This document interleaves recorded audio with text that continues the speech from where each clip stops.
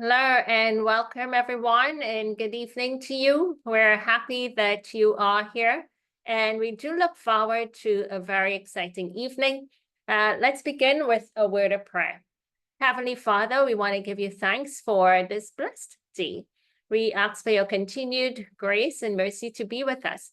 Even in our discussion, we pray that others who are on their way to joining will join us soon. This is our prayer in Jesus' name. Amen. Taking good care of your health is a personal responsibility. To do a good job, it requires knowledge and practice. Join us for 8 weeks to wellness and become a healthier you. Each week, you will get new guidelines and wellness challenges. In the end, you will be on your way to living a healthful lifestyle and enjoying the benefits. So join us, Healthier Me.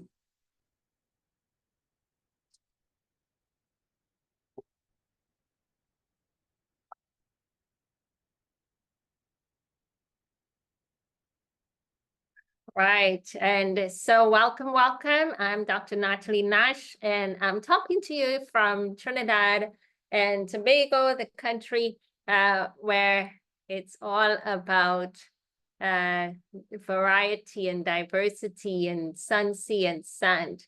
And this is a picture of our lifestyle center, Pure Wellness Lifestyle Center. Okay, so it's just about testimony time.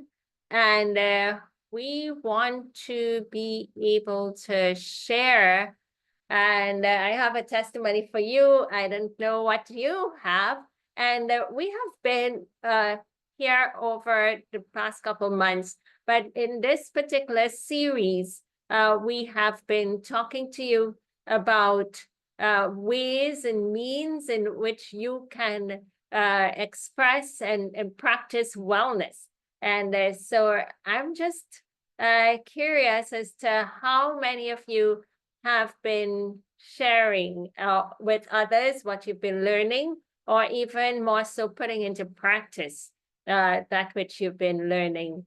If you have been, please unmute your microphone and share with us at least one or two, a couple of things of what you have been doing that and what benefit you're seeing. Okay, so now is a time where I invite you to share. Okay, I found this on the web. For now is the time where I invite you to share. All right, anyone?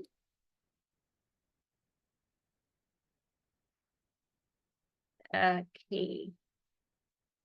All right.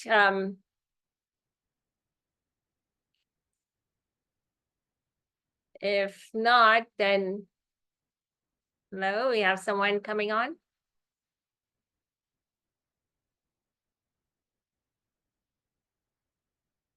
Okay. All right. Okay, so we'll just continue on here.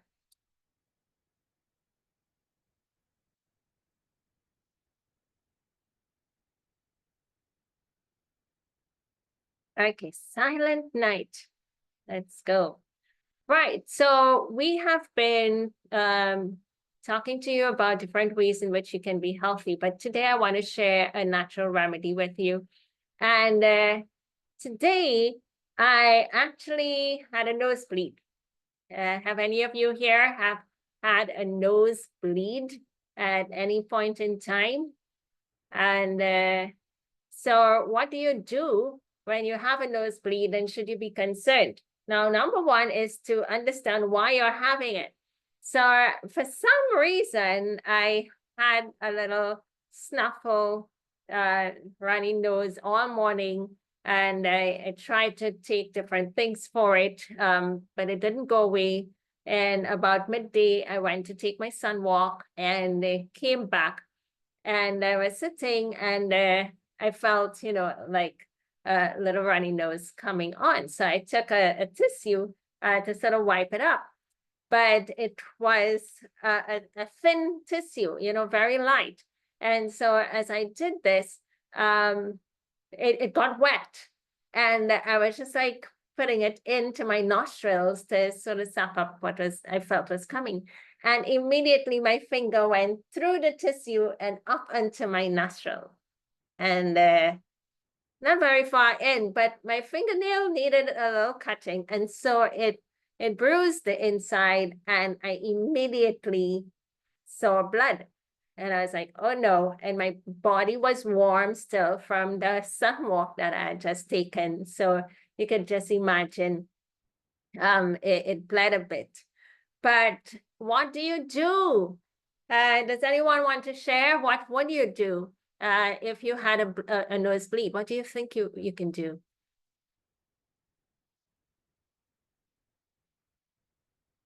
Wow, you folks are utterly silent here. Okay. Well, number one, you can press on it. Apply some pressure. So if anywhere you have a bleed, a cut or so, if you apply pressure, you can stop that bleeding, sort of slow it down when you apply the pressure. But so I did that for a while, just took some more napkins and sort of held it down, pressing, and that started to help. Of course, I stuck a paper up in my nostrils at the same time to gather whatever blood might be coming. And then I proceeded to the kitchen to get some ice, to ice over the nostrils, and that will slow it down. So in case I see someone hurt. You're right. Good. Very good. So you're on spot, Sister Solomon, with saying that we would apply ice. Good. And so that ice will just cool everything down in the area and slow down that bleeding. And so even when you have excessive blood loss, sometimes we have individuals who might have menstrual bleeding. You can apply ice to the uterus area externally, and that can help to ease it. There are times too where we put people into sit spas, and and in ice in a big basin with water, and that helps to sort of stop bleeding internally down in the pelvic region. Pinching the nose, excellent.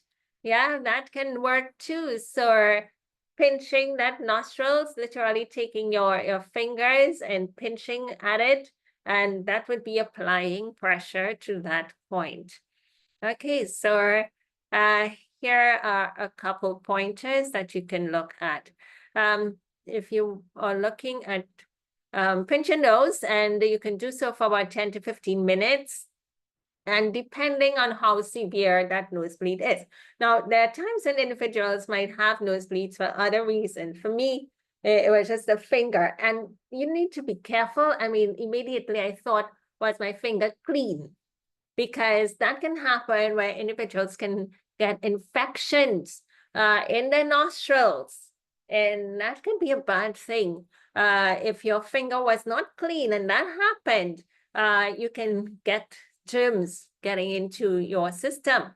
So it's important that you understand these things. So you pinch your nostrils for 10 to 15 minutes, then you open your mouth and breathe through your mouth, because I automatically didn't even want to breathe through that side of the nostril for fear that I would pull blood in or too much to come out. So, but with me pressing on it was preventing any breathing through there, but open your mouth as well to support breathing.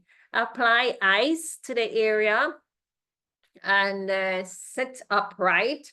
But you can also lay forward, bend forward, because if there's going to be a lot of blood, you want that to drain. You don't want it to go back up into the head for any reason. So you tilt forward. And then avoid blowing your nose for at least the next 2 days, giving the area a chance to heal without any irritation. And seek medical attention if the bleeding lasts for more than 20 minutes, because there might be something. It could be a hemorrhage in the brain area. And that happens with individuals, and so the nostrils is used as an outlet for that blood. And it's a good thing because you don't want the blood to pool within the brain, but that's a medical emergency. So if the bleeding is very heavy, just like that, you're sitting and for no reason, you didn't, bump your nose, stick it or anything, then you need to go seek medical attention. So bleeding heavy, you've had a nosebleed after a fall or injury to your nose, and it continues without stopping within a reasonable time. And if you get these nosebleeds for 3 to 4 times within a week, then something is definitely wrong in that head. And so you need to seek medical attention and get some scans and to understand what's going on.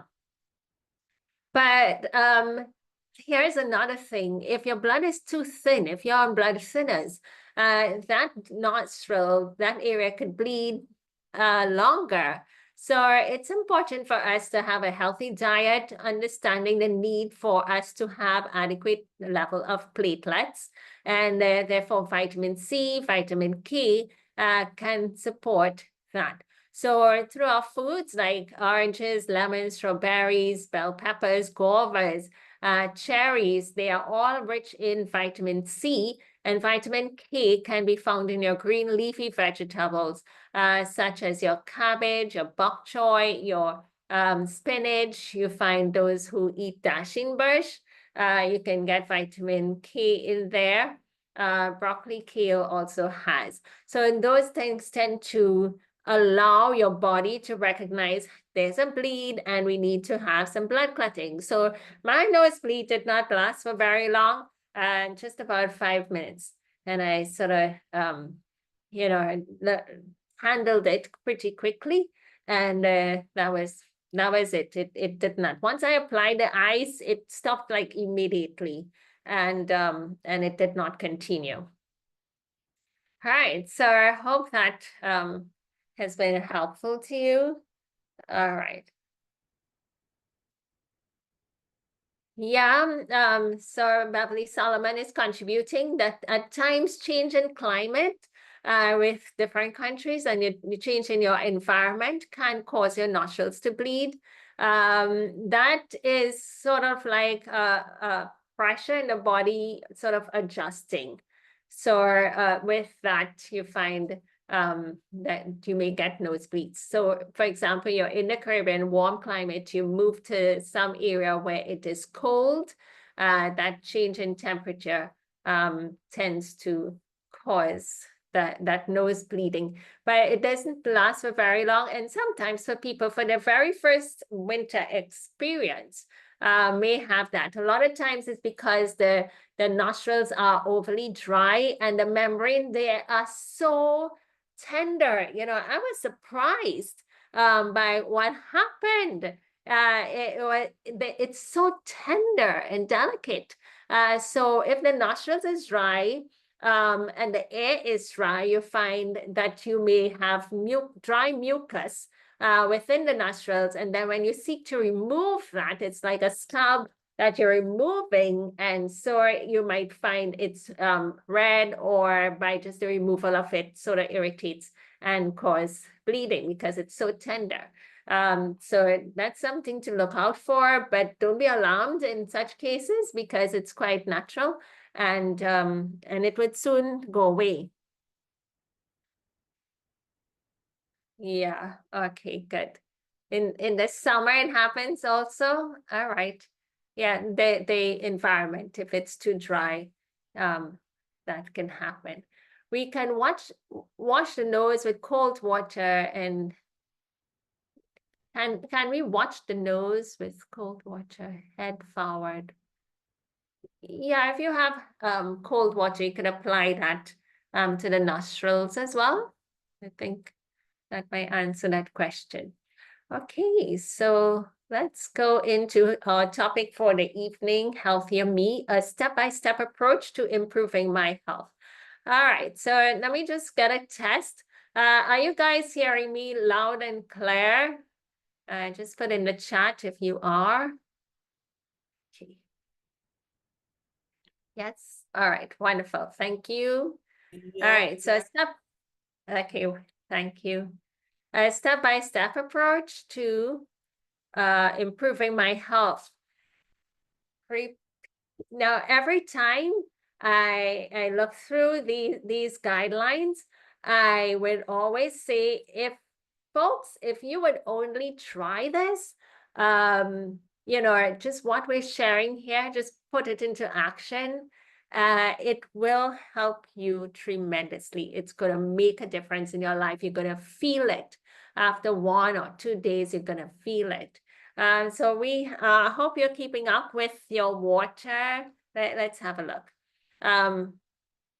We've done like 6 weeks already. So we've talked about developing a healthy lifestyle, becoming more physically active, choosing healthy fats, choosing healthy carbohydrates, maintaining a healthy weight, and also looking at fiber, its importance, enhancing the mind-body connection, and 14 ways to beat stress is our topic for today. And all through here, there were different challenges and goals for us to put into practice over the course of the past 6 weeks. And if you've been sort of like keeping up with this, I'm sure that your life has been better for it. Your physical, mental, emotional, and spiritual well-being has been improved. And recently, I'm pretty slim, don't have much weight to lose. And so I would aim for my 30 minutes of walk. However, recently I sort of upped that to doing 1 hour. And to do the 1 hour can take a little while but if you keep your mind active or engaged, so sometimes I'm just like, I have my phone, which sort of helps me to get my step count. And at the same time, I could be listening to scripture or some presentation that I needed to listen to, or some bit of information as I prepare for different programs and so forth. Some would just have my company, or if I meet a neighbor along the way. Or sometimes I just want to clear head and I'll just do songs, listen to music maybe. So that sort of, the time passes and you can do the hour. But I have felt so much more energetic and by doing the full hour. And physically, I can feel the difference by doing the 1 hour of walking. And when I walk, I take a bottle of water with me. So I'm getting my water, drinking at the same time. And then I go out again for digestive walk, and I'd go out again for my sun walk. And it's really good. When you go for your sun walk and you're spending that time out in the sun to get your vitamin D, you want the sun. You're perspiring, but you're enjoying it, as opposed to if you're just undercover and it's hot. You're like, oh, it's so humid and you're sweltering and you're more fretful. But if you put yourself out into the sunlight to really embrace and get your vitamin D, then that helps. And for all, your body, it helps to improve. One of the things that I want to encourage you, and for all of us, myself included, is to think prevention. And don't wait for something to happen for us, for a lab report to say something about you before we get moving, before we can, really be that diligent in practicing health. Always think prevention. I'm good today. I want to maintain health. Okay, so, or if you do have something going on, please, I implore you, don't just do it 20 minutes 3 times a week. That's not going to work. It's not going to cut it. You really need to do more, and I dare say do the hour. It helps. And depending on what condition you have, the hour is necessary. And sometimes an hour twice a day is necessary. You put that work in order to get the results that you need, because you have a disease, a condition that you're working on overcoming in the shortest possible time.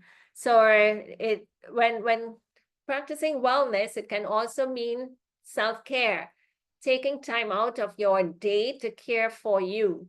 And that's so possible. Just yesterday, I was at a health fair. So that's another news update. So I was talking to someone and saying, she's, self-employed. I said, such a time for you to begin working. If it is at 7 a.m. or 8 a.m., whatever it's necessary. But the hours before that is your time to take care of you, so that you go for your walk, so that you get to prepare your meal. You got to, take care of you.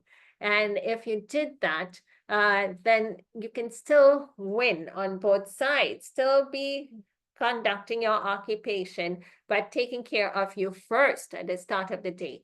And that's going to be so helpful. We find a lot of folks need to lose weight, and walking first thing in the morning is a sure way to help that. So our topic today, 14 ways to beat stress. Let's go. Now, when we think about stress tends to reduce our efficiency in life. A lot of times when folks are stressed, they are distracted, they're not thinking clearly, and their contributions to society is sort of unreliable because you get so many interjections in their lives, either being fretful, not finding out, or being at peace with themselves in the world. So stress can lead to illness, and I have a very interesting scientific data to share with you about heart attack and stress. Now, it also makes you feel like giving up. Sometimes when we get challenges, you think you throw in the towel and you don't want to continue doing this because it is so much work, so much pressure. But you're stressed. And if we were to balance our lives, then just maybe you would be able to handle your stress better and still get certain things done in life. Now, stress can also be a good thing. So this is in the blue box, that negatively impacts us. And these are negative things that, that can affect us for stress. But stress could also be a positive effect. It can help us to do a little better because you're making effort, you're putting that little pressure on you to get your wheels turning. It can also help you to meet deadlines. Sometimes we have deadlines to meet, and you're thinking about that, and all of your creativity, everything just get into gear and you're running. Then stress can also help us to solve problems. So that's the positive part, and that's when stress has a positive impact on us. That in this green box, there we go. Now, know that stress is also accumulative. Sometimes you're talking to someone and you say something and they snap at you, and you're wondering, well, but what have I said that could irritate you so much to warrant this aggressive tone, behavior, or lashing out? And understand that might have very well been the straw that broke the camel's back. And it would have been something boiling up in the individual, and may not necessarily be you, but other issues as well. And so that can be an accumulative point, and they just snap at you. Another thing is how you handle stress is reflective of your past experiences, because you know that at certain experiences in the past, this is how things worked out. And so you are very cautious, or you may appear to be quite daring because you believe and have faith that things are going to work out in your best good and interest. So even though it may appear challenging now, you still kind of carry on. And so the past experience sort of helps to sort of frame what we would do today or how we would respond to stressors around us today. Negative reactions to stress is that on our body, you may feel fatigue. Stress can really fatigue you. I know personally for me, when I have a lot of things on my plate or a big event coming up, and I'm not 100% prepared for that event, there's still a lot of loose ends. I sort of like feel really fatigued. I want to sleep more. I just don't have the energy to go out to do anything, but I know I need to. And it's just like an element of fear and resistance, and as though you want to hold back and just shut down. But you have to get up and move. So it could make you fatigued. Once you understand that, you say, no, no, no, I can't let this hold me down, because the more you procrastinate and delay, the issue is still there and you still have to deal with it. So dealing with it, good, and then you're back on track. It can also frustrate us and cause us to worry, and it can even make us angry. For some folks, they're stressed, they're not getting through with certain things, and they are angry. I know some children, if they didn't get through with their work on time, or there's a mathematical problem that's giving them some challenge and it's not working out, it's not the correct answer, they could almost be in tears, big tears, because they're so frustrated. And then if folks are like worried for whatever reason, or they're just angry at themselves or the world, just you give them some spacing, and watch out. Now, here are also some negative consequences health-wise. Hypertension, heart disease, depression, death, type 2 diabetes, and anxiety can be a result of a chronic, stressful life. And when I say chronic, it's like you're stressed day after day after day for some underlying issue that is not going away. And maybe it's your illness, that's taking a toll on you. But then it creates such negativity within the body that it may play out itself in some other condition taking place. Your blood pressure might be up, and your blood pressure might continue to be up. Sometimes we see that where individuals have something that they're dealing with, some issue, and the blood pressure is up. There's no sleep in the night. You have all these conversations going on in your head, and that's delaying you from getting that peace and rest and calm. And so those are things that goes on, but it's all internal, and the world doesn't see it. And therefore, we need to be mindful that stress is real, and we need to deal with it. So here is the research I wanted to talk to you about. And it says, did you know that stress is linked to heart attack? That's a question. Anyone in the chat, did you know that stress is linked? There's a connection with heart attack. I mean, people can literally have a heart attack. I remember a couple years ago that we were working with a gentleman, and he had stage 4 lung cancer. Yeah. And he had stage 4 lung cancer, and you could see the mass on the x-ray and everything. And so we were working with him and helping him in his situation. But then he started to do well. He improved, and the mass went down, and he was walking, he was eating, he was taking the different herbal teas and everything, doing well. He had blood sugar issues that started to normalize, glucose levels normalizing. But then he had a stressful event in his home. It wasn't just a one-off. It was something that started up, and it continued for a couple weeks. And it was very stressful on him, because he felt physically and literally like targeted. And it bothered him quite a lot.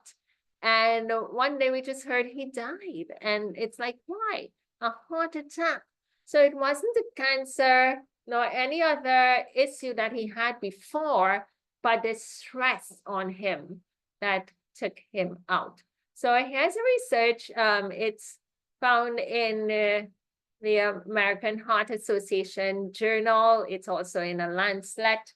And it says physical activity and anger or emotional upset. They've looked at it as triggers of acute myocardial infarction. So that's like a heart attack. So participants who experience several periods of work stress. Now, when I was looking at this, I was like, oh no, if you can identify that you have stress in your workplace, that is not good. That's not a good place to be. And it's gonna hit the pocket, but it's not a healthy environment. If you have stressful periods at your home, again, that's not healthy. And unfortunately, that's one to the heart now. And then when you have a permanent stress at home, so not just, bouts of stress, but a permanent long-term stress, it's chronic. And if you, that individuals, when they looked at the study, those were some areas that were covered, and they had an increased risk of myocardial infarction or heart attack. Stress gives high inflammatory markers, definitely. So you can see that in your lab work. Yeah. And so when you're more at peace, that would come down. Here in that study, they looked at 52 nations around the world. So it wasn't even just specific to a certain culture of people. It's like folks all over the world. I would dare say it's like God's children all over the world, no matter where you are. Stress can impact you very much the same way. And we have the same diseases and conditions. I would leave and go to any continent and have discussions with individuals, and it's the same disease and the same solutions. Oh, it's a thunder. Same solutions that will be necessary because it's a human body, and we're created from with the same structures. So risk factors that were associated to stress in this particular study, and they call it the Interheart study. The Interheart study was first published in 2016. And so it's quite recent that we're looking at. So frequent periods of stress at work or at home evoked feelings of tension, irritability, anxiety, and difficulty in sleeping. That increased the risk of heart attack by 2 times, double the risk for you to get a heart attack. If you had severe stress levels from finances, there was a 33% risk of getting a heart attack. That's pretty high. And so, folks, we need to be very careful with some of the financial commitments that we seek to put ourselves into. I'm talking about getting loans. Really think about getting into loan and getting into debt, because it can be for a long time. And sometimes it's 7 years or 30 years. And every month there's no financial freedom, and you have like a weight on you. And so if whatever you can do to shorten that or get out of it, or even to prevent it, seek to do that. Sometimes getting a loan means instant satisfaction, but I still have to pay out for the long run. Whereas if you tried saving up, maybe you can get ahead pretty quickly. So stressful life situations, such as divorce, job loss, that can really shake you. Sometimes even retirement. The individuals, they know the retirement age is coming and they're looking at that calendar and they're counting down the time. But when it comes to that separation and that leave, it is traumatic. It's a life change and it can take a toll on you. Now, I used to work in corporate and I had to leave at one point in order to come and do this work in full time. And though I had the date set, we had it like a whole year and a half before, and all my energies and focus and everything was just putting things in place for when I would leave, and even on a personal level, setting myself up and certain things to be ready. It was stressful, and because there is the vast sea of the unknown, and you are thinking, whereas in a workplace there's stability, as much as you think, you know, somebody else is at the forefront getting that stress. Maybe is the chief financial officer, maybe it's the president, or different VPs or so forth, those who are at the forefront looking for ways and means in which to keep that wheel turning. But you're a worker and you just know that you get paid when the month comes. But there are others who are facing the forefront. But when you have to face that for yourself now, it's different, especially if you're going on to work for yourself. You're seeing that everything. So there's so many times when I say, God, go before me, you know, faced all of these things, all the uncertainty, the plans that need to be put in place, and all of those sort of stuff. You know, you need God's support, God's help in order to overcome. So for me to even transit and to make that move, and the day was, the month came, then the week came, and then the day came, that brought an end. And for me, it was pretty stressful. So and you know, some level of anxiety, and you know, you look forward. So you had to really self-talk to yourself and in order to get over. But just letting you know that it could be stressful, and you can have that anxiety that steps in, and your heart starts to race and it continues racing and you don't know how to stop it. But some folks don't have things in place, and so they lose their job and it's an immediate loss and a cut. Someone dies for them and it's an immediate loss. There was no lead time, and even if you saw the person sort of deteriorating in health, we still fight and work to keep them. And then they pass and it's still a shock. We can never prepare ourselves for that. And or there might be some family conflict going on, and every time you think about it, your body goes into spasms and shock you. That's stress. And so the risk for a heart attack was like 23% a risk. They had a 23% risk of getting a heart attack, and such folks had a 48% for two events. If they had any of these two events in the past year, the risk for getting a heart attack increased. So if they had one event, if they were going through a divorce, and that can be traumatic, it is a change in life, even if you wanted it or you didn't want it or whatever, it's a change. So if you had one of these events in the past year, your risk for getting a heart attack was 23%. And if you had two, then sometimes, you know, unfortunately, folks do have to, or more events, the risk for getting a heart attack is even more increased. There's a body-mind connection. If you're feeling sad or depressed for 2 or more weeks in the past year, then there is a 55% risk of getting a heart attack.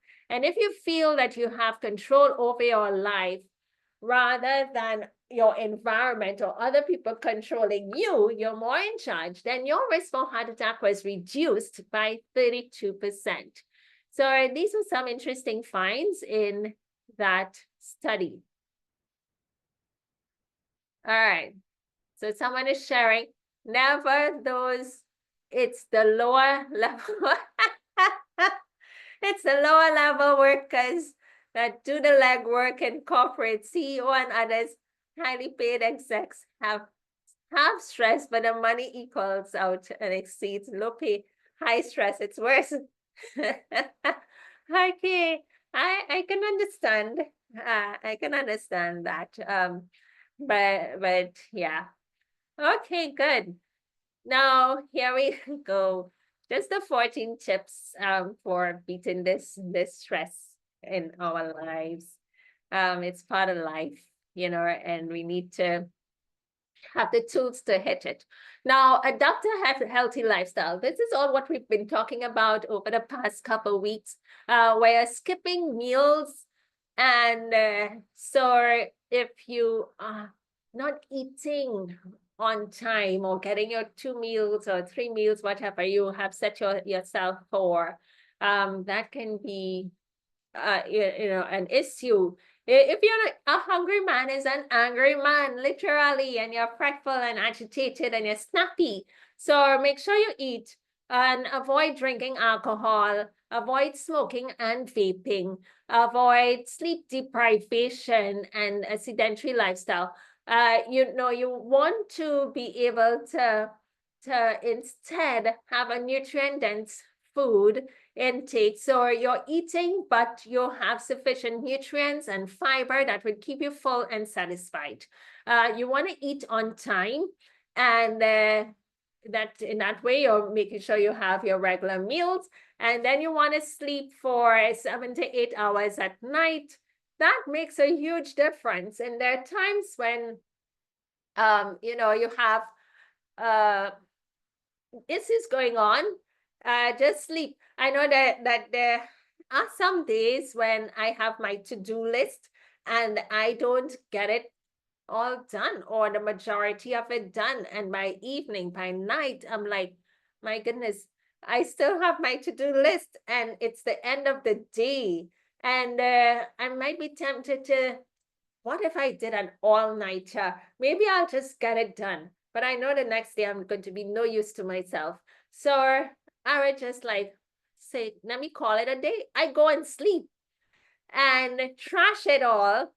Go and sleep. You can wake up early the following morning and begin and start knocking out those items. When you do, you find that your mind is so clearer. Get plenty of fresh air, getting your sunlight and your exercise in, and that helps you to deal with your stress.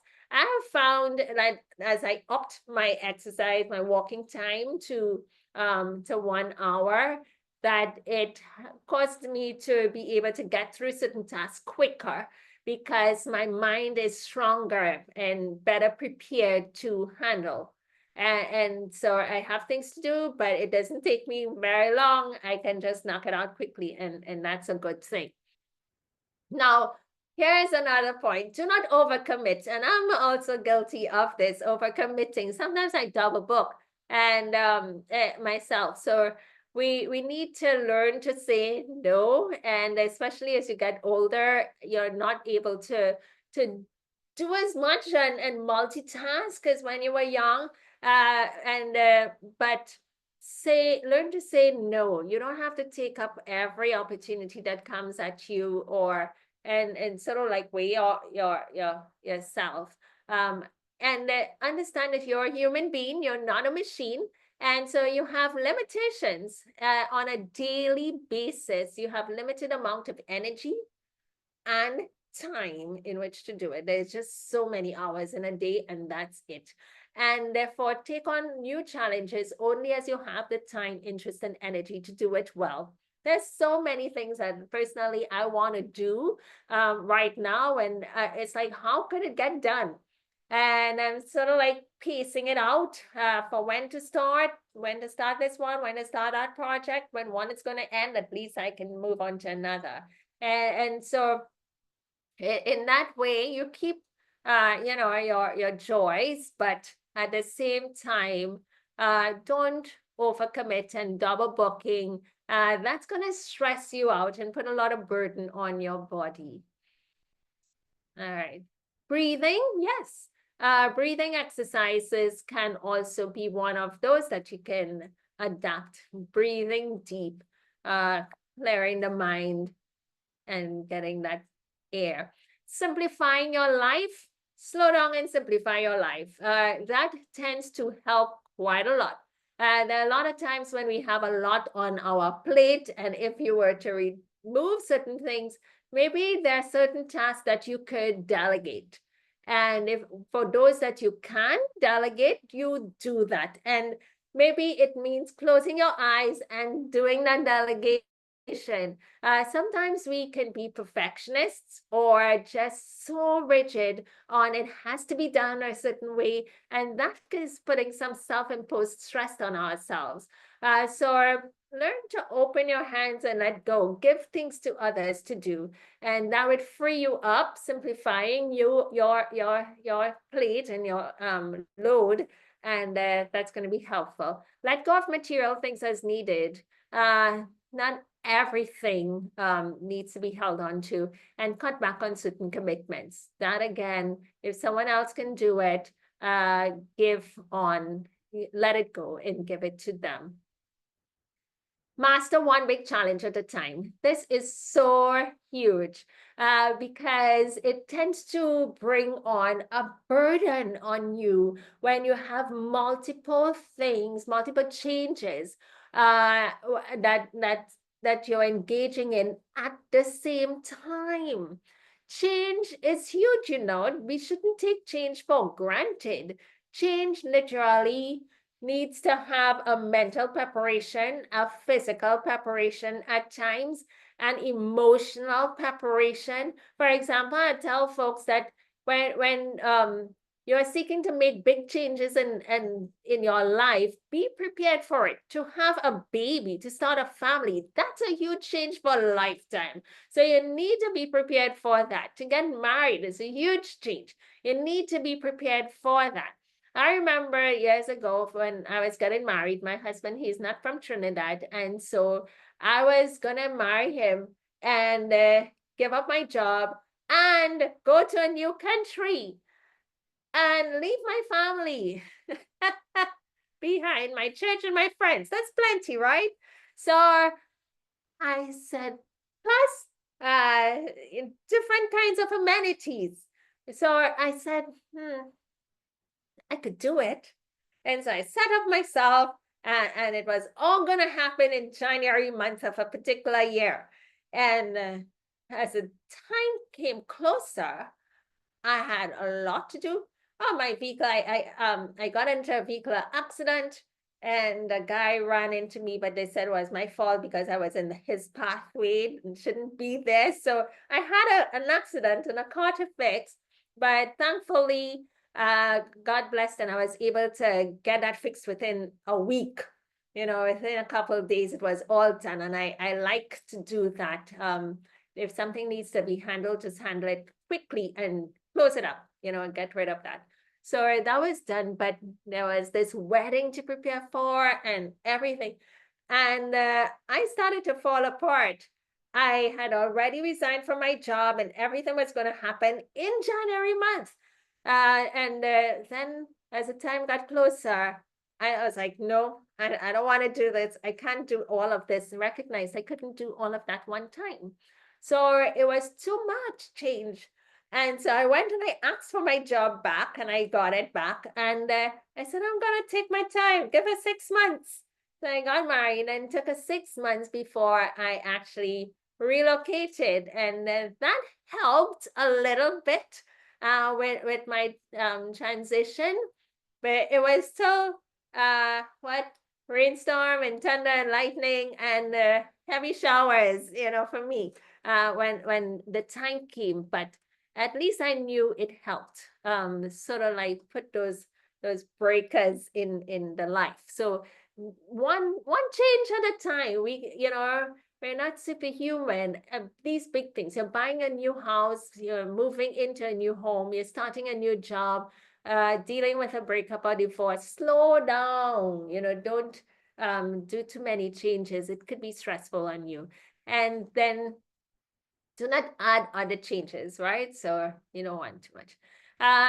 Grief loss is a process. When you're going through grief, some loss has occurred. It's a process, and you need a time to deal with that. And so for it is normal and healthy to express a range of painful emotions related to loss. And these reactions are an experience. It takes time, and you need to go through. When individuals are experiencing some loss or some grief, I always encourage you to feel it, be in the present. A lot of times individuals may lose a loved one, and it's a lot of work preparing for the funeral and talking to people who want to come sympathize with you and making arrangements. It's a lot of work, and that you're trying to fit in within a certain time frame, and you still have your life to carry on with. So it could be burdensome on you, and you may not have that time to really reflect and appreciate your sense of loss. So when that time happens, I really tell folks, to pause and feel that disconnect, feel that loss, go through the emotions, every bit of it. That's the time of your life for it. But don't stay there for very long. Sort of tell yourself at some point you need to let go and move on. It's like a ship in the harbor that has an anchor tied. And at some point it got to untie that and move on. So moving on can be healthy. So if you have shock, denial, anger, emotional release, go through it, guilt, depression, and acceptance. Finally, acceptance and moving on is where we need to be.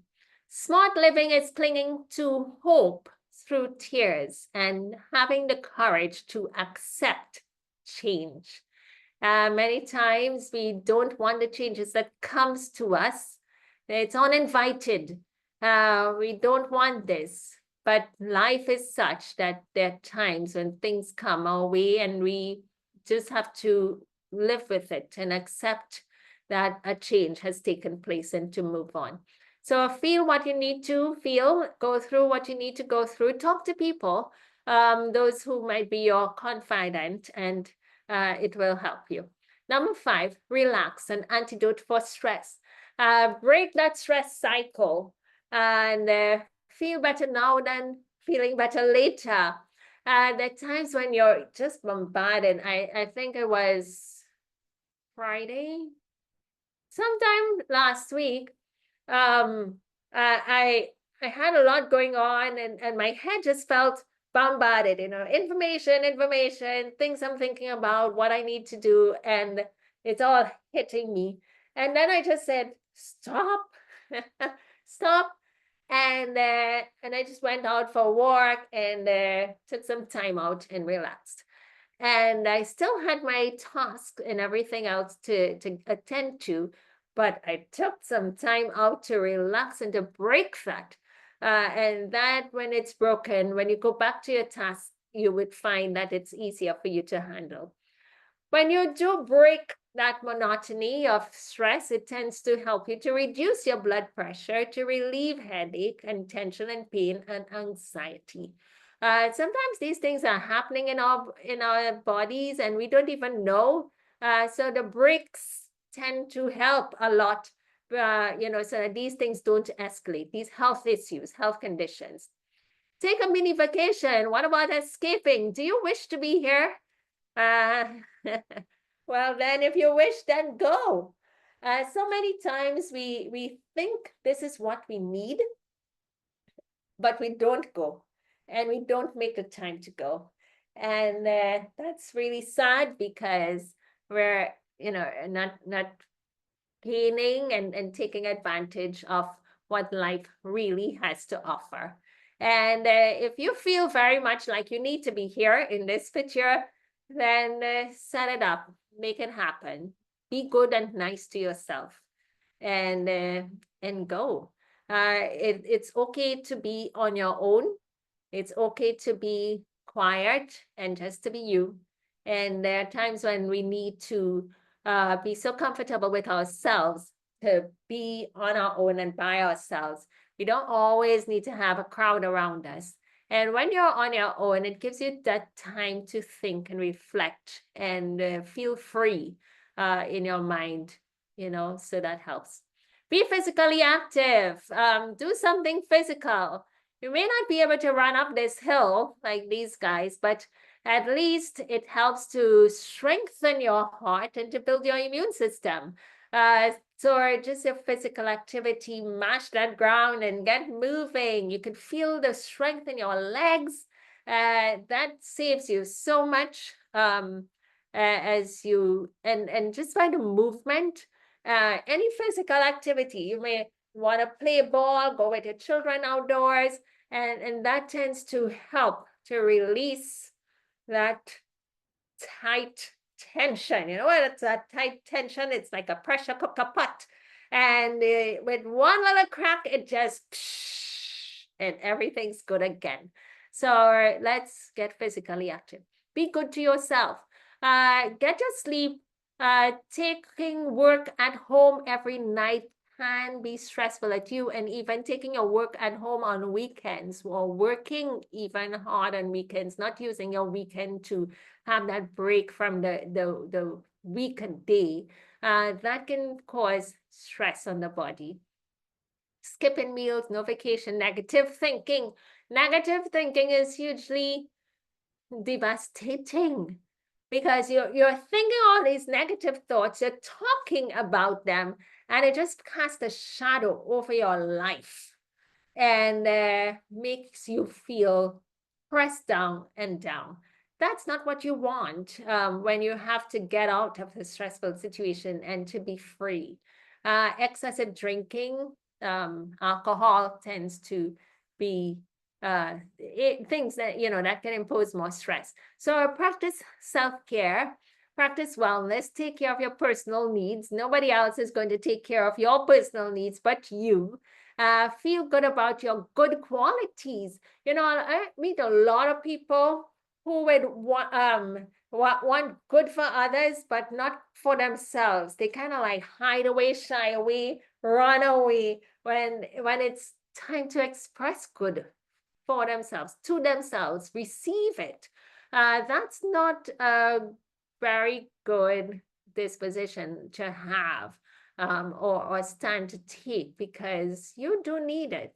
You do need that sense of affirmation and to, be appreciated and have that expressed to you.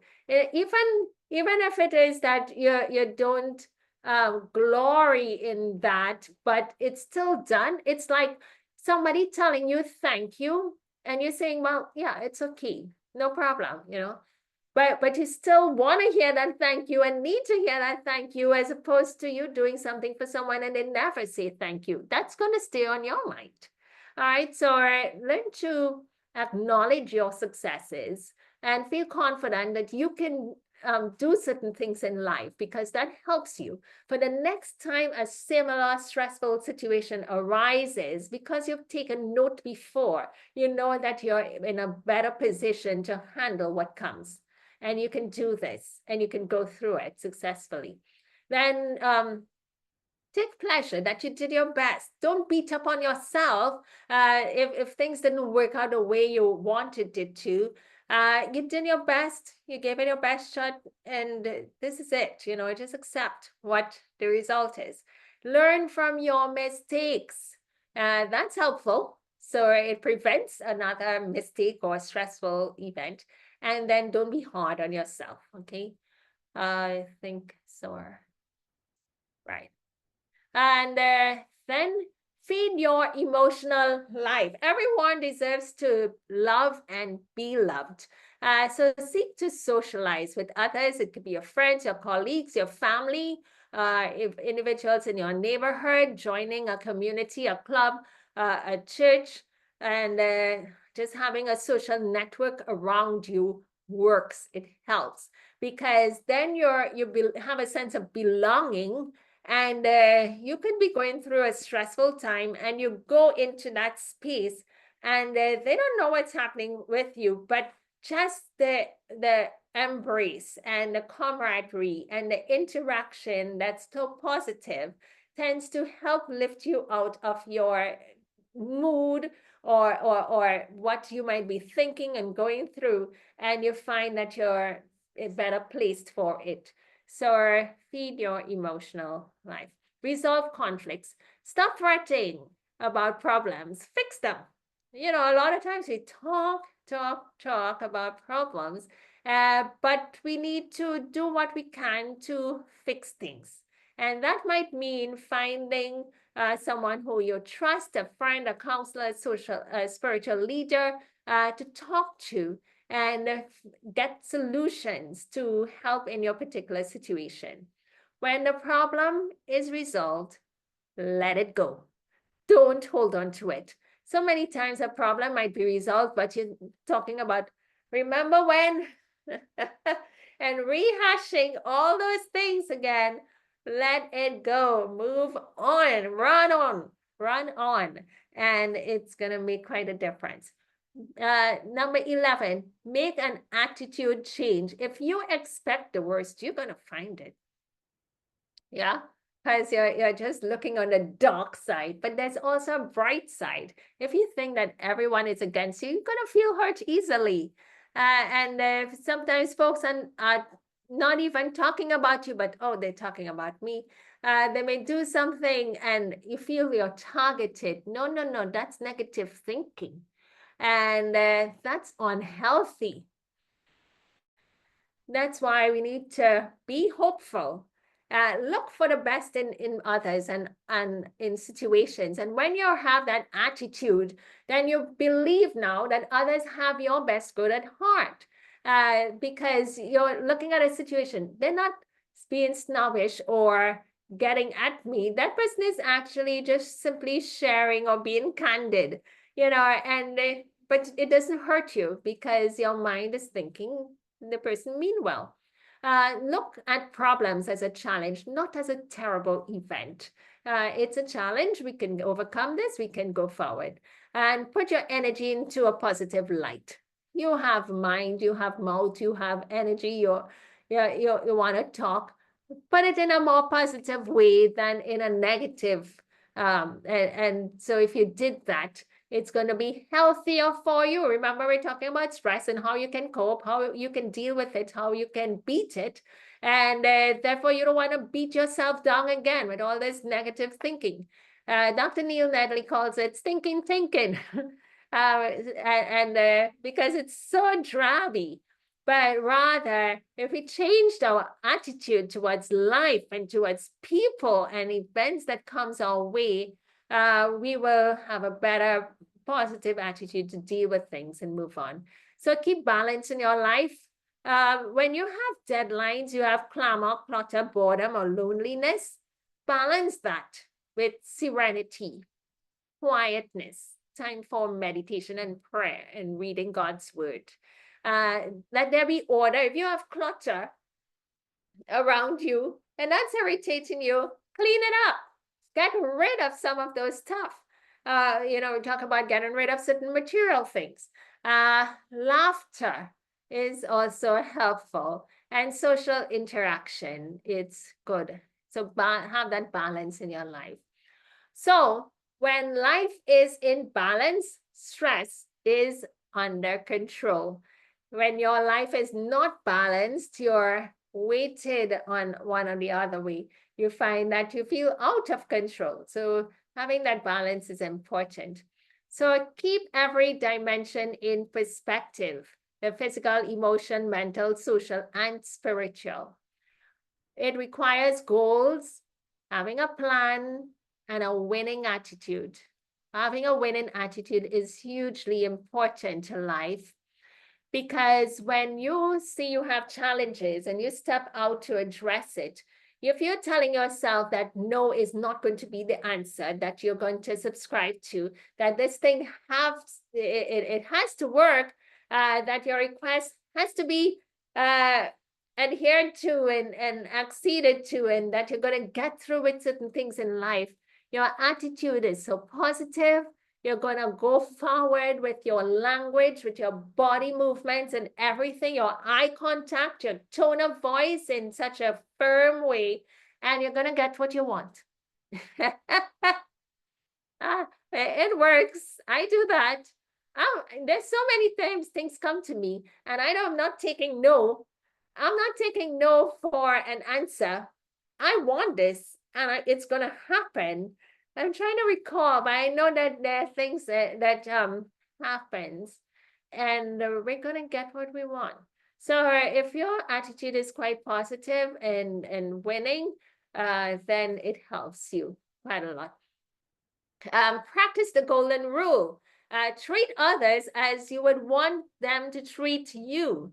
That's so important because when you're stressed, we tend to be so rude or everything is about us. But no, pause. Know that other people's feelings matter too, and you would like to be treated in a certain way, then treat them in that way with love, care, and respect, regard, be honest with them, and we want that, so do it to others. Now, cherish your values and create magical moments for yourself and others. And when you do, then your life is going to be so happier and positive, and your stress will be under control. Oops. Forgive is hugely important. Learn to forgive. And there might be circumstances where folks have done you. You can't live there. Throwing a pity party and thinking that they owe you something. My dad used to say, nobody owes you anything. If you get good, say thank you. But other than that, you move on. So when we don't forgive others, it's like you're drinking or eating poison and expecting the other person to be hurt by it, but you're very much hurt for it, and it hurts you heavily. So let things go, forgive, move on. And even if you have to make changes, then do what it takes, but don't harbor on forgiveness. That tends to gnaw away at you and eat away at your life forces, can even cause sickness and disease. Accept the fact that we live in an imperfect world and that people make mistakes. Let go of anger, let go of resentment. Now feel free yourself from negative energy by forgiving and moving on. And that's such a glorious day when you can forgive. You feel that freedom. You feel sunshiny warm, and you feel strong, and you can move on because you've let it go. So forgive. And finally, eat smart. Whatever you're eating, let it be nutritious. Fruits and vegetables, it's what we ought to eat as opposed to junk foods. Junk foods tend to weigh you down, you're mentally.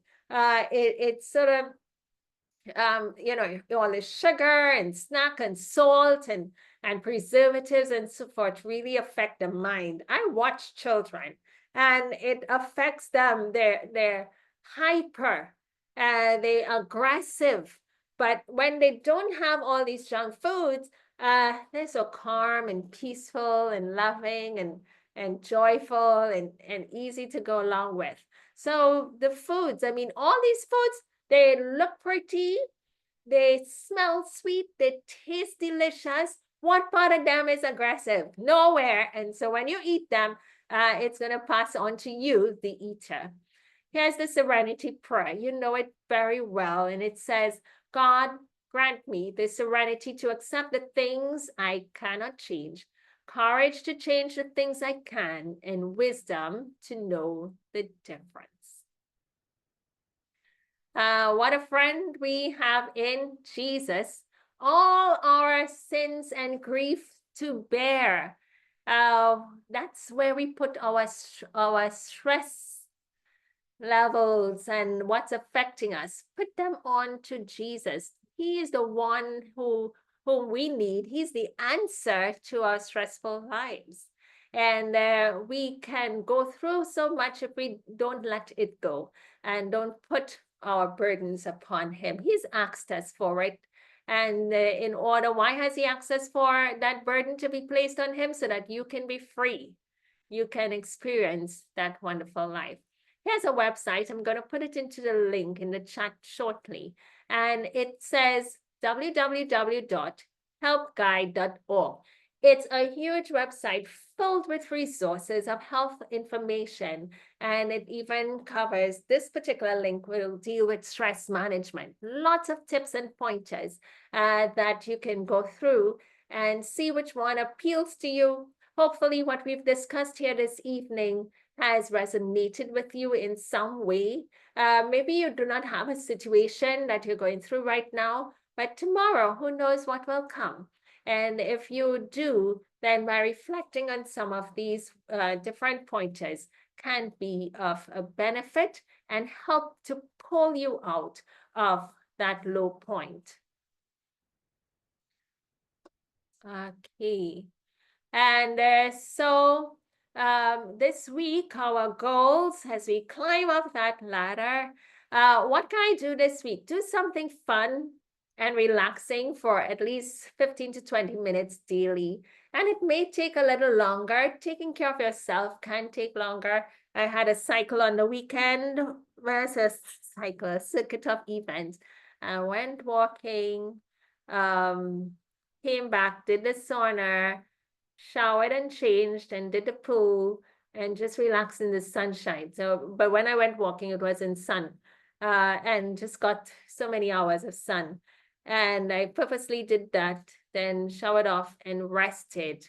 So it took time. It took a couple hours, but that's what weekends are for. And so when you do that, you can sort of have a reset and really stopping to take that time for you. So those are things that you can do, but on a daily basis, take that time, 15 to 20 minutes is for you.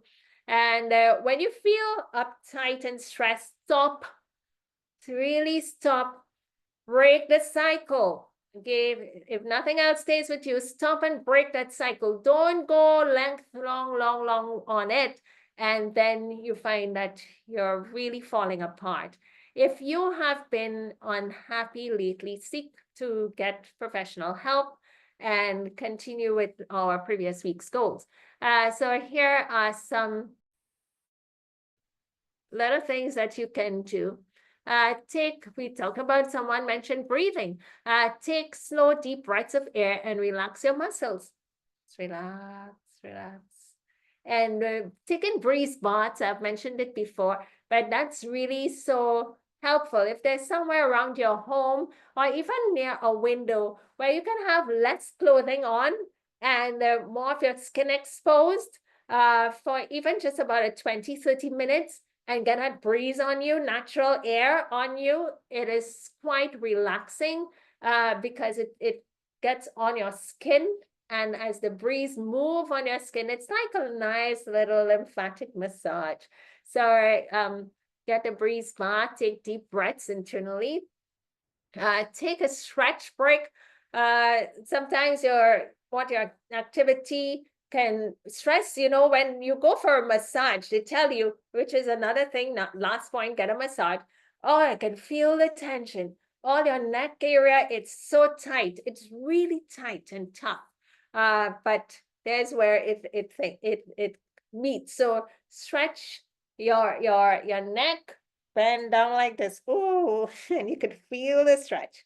Put your hand over and you bend like this, or you tilt and on either side, and you take a time. Don't do these neck movements, you could hurt yourself. So you just turn all the way, you can feel the pain. So do these things, walk out in nature, play with your children, enjoy an evening walk at sunset. So beautiful. And talking about that, I love looking out at my window at night and seeing the stars as I fall asleep. That is so relaxing. Or if you get the moonlight on you, that's even better and glorious. Listen to relaxing music. Take a hike in the woods or by a river or a lake. That is so relaxing. Under trees, it's beautiful. and it just calms you down without any effort on your part. Just being in such a nice environment really calms you. Sitting in the sunshine, it's helpful, and they're brightening you up, and you're getting vitamin D, and it's great for your endorphins. Taking a warm bath and reading a good book, enjoying a hobby, working in the garden, all of those things are what you can do as stress breakers to break your stress. So we do have all of our activities points. I'm going to put this into a WhatsApp chat. And so the goal for this week, doing something to relieve stress for 15 minutes, at least 15 to 20 minutes. And then you have your points every day. Just check the box. Yes, you're doing it. Okay. Oh my, I didn't put the picture for the black bean burgers. When I post this, I'm gonna put it up, and somebody's marking my screen. Okay, let's reshare. I did some black bean burgers last evening, and so I just want to share the recipe with you. They're super delicious. So it's 3 cups of water, 2 tablespoons of Italian seasoning, 3 tablespoons of chia seeds, 1 cup of barbecue sauce, homemade, which I'm going to show you how that is done, and 1 teaspoon of sea salt, 1 cup of diced onions, and 3 cups of quick oats. And do the quick oats, not just the roll oats. The roll oats is going to be quite coarse, and it doesn't really pull together. You need the quick oats. If you have roll oats, just put it in a blender and pulse it a little, and it's going to break up that oats for you. And even if it gets like a flour, still use it. It's going to help to bind. And then you have 4 cups of black bean burgers and 1 cup of finely chopped walnuts or pecans. And you put all those ingredients, the first set of ingredients in your pot, water, seasoning, the barbecue sauce, salt. You put all of those in the pot, you mix it, it's hot, you add it to your onion, oats, and the bean itself. Let me fix this. 2 cups of black bean, 4 cups of black bean.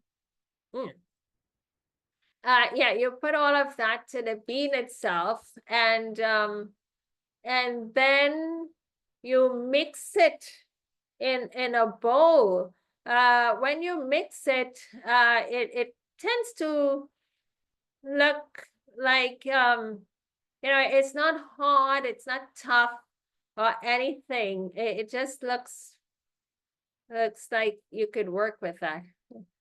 Pliable. Yeah, it's not hard or sore, and it's like a sweet bread cake mixture. But then we put it in form patties with it and put it in the oven. I used parchment paper on my baking trays, 350 degrees, and until it got brown on both sides. By adding the oats, it tends to pull this black bean together, and it's not going to crumble or fall apart. Sometimes burgers are made and they fall apart, but the oats tend to help with the binding. The barbecue sauce, it's nice to make. So I had tomato sauce, and added some blackstrap molasses, 3/4 cup of honey, pimentos, 2 teaspoons of pimentos or paprika, which is dried pimento powder, and 1.5 teaspoons of parsley flakes, and 1 teaspoon of pink Himalayan sea salt, 2 tablespoons of lemon juice. And all of that is put into a saucepan over the heat, and you keep stirring it for about 10 minutes, and it's going to come in quite thick and creamy and nice. When you stick that in the refrigerator, it firms up. So I had some of these things. I did it was to go with some baked potatoes, and that's quite delicious, like fries. And but I just used some of this sauce into that black bean burger mix, and it added that flavor and so forth. So those are our 2 recipes today, and for this week I'm going to add the picture of the black beans. I have them, lots of them I was able to do last evening, and wish you could share in it too. That's why I shared the recipe, so that you can go ahead and practice. Okay, so do we have any questions? Thank you very much. Oh, okay, any pointers on reducing cholesterol? Yep, that's a question. Excellent. Thank you for coming, Sister Allison, with the question. The last week, if you go to our YouTube channel for last week's session, you would see our testimony dealt with cholesterol. And I was showing there where someone was able to reduce her cholesterol by 9 points within 7 days. Less than 7 days, we had a retest. Okay, yeah. And so what happened is it's just what we've been talking. No stress. You don't want to have any stress when that's going on. Stress can increase your cholesterol levels because to have those hormones that's triggered by stress, and to deal with it, it is you would require cholesterol to be made. So if you're stressed out, your liver has to produce cholesterol to make the stress hormones, adrenaline, epinephrine, and so forth. And therefore your cholesterol level is going up. But basically, how we have high cholesterol most times will be from a dietary source. So if it is that you're eating animal foods and their byproducts, and any animal food and their byproducts. So if you're eating cake and it has butter in it from animal, that's eating cholesterol food. If you're eating egg, cheese, dairy milk, fish, chicken, any animal, beef, turkey, it has cholesterol in them. You're eating the flesh, it's going to increase your cholesterol level in your blood. And that's going to be what you would test and see high cholesterol levels. You have none of those. I did some blood work testing recently, and there's no artery blocked. And I say, thank God. And however, if I were to start eating anything, coming from animal, cheese, huge artery blocker, ice cream, all of those, they tend to increase your levels of cholesterol and grow plaque deposits in your arteries and cause problems for you. And therefore, that's a diet part of things. You want a total plant diet. It must only be plant foods. Watch the oils. So olive oil, your coconut oil. Coconut oil has saturated fat. Our animal products has saturated fat in them. So that too can cause an elevation in your cholesterol levels if you're eating fried foods. If you're adding oils to your cooking, to your pot, yes, you're putting it in the pot and everybody's sharing in that pot, but your spoonfuls that you're eating has oil in it, and it's going to increase cholesterol in your body because to break down that fat, your liver needs to produce cholesterol to make bile to break down the fat molecules. So that's how we can increase cholesterol. So total plant foods will help to reduce that. And like I showed last week, in less than a week, no stressful life, exercise, sleeping early and before 10 p.m. at night, a total plant diet was able to reduce someone's cholesterol level by 9 points in less than 7 days. By the 7th day, we went to retest and it was lowered. So it is possible that it can happen, and therefore you you can achieve lower cholesterol. So if you have blocked arteries, it can take a while for that to be cleared up, but with these changes, it will clear itself. Surely you're on the right road. We will do a full cholesterol lecture in due course, and even then I would show you food by food by food, and what it does to promote the growth of plaque deposits in your arteries and cause problems. I mean, it's not just the arteries to the heart, but to the brain, to your kidneys, to your pelvic region, to your legs, you know, to the eyes. You have arteries all there, where you can have cholesterol buildup, and it could affect all of those body areas. Okay, so thank you, everyone. You've been a wonderful audience, and I give God thanks for this evening and for having you here. And I just want to share the WhatsApp group. If you're not on the WhatsApp chat, it's just simply that you're able to get quick announcements when you're on the WhatsApp. Just let me find the chat invite, and I'll just put it in there, and you can feel free to join the chat. Oh, I think I have it on the slide. Okay. WhatsApp group.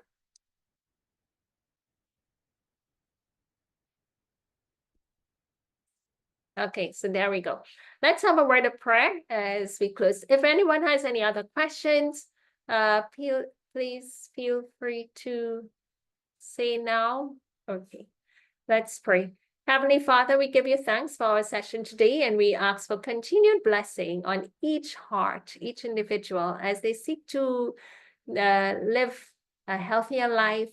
And we pray that you strengthen all those who may be going through a stressful time now, and that they'll find joy, they'll find peace, they'll be able to smile and laugh again, and be happy again, and be free from the stressful situation.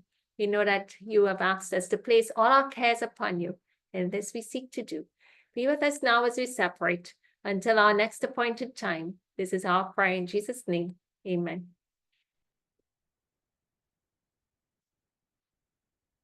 Thank you, Dr.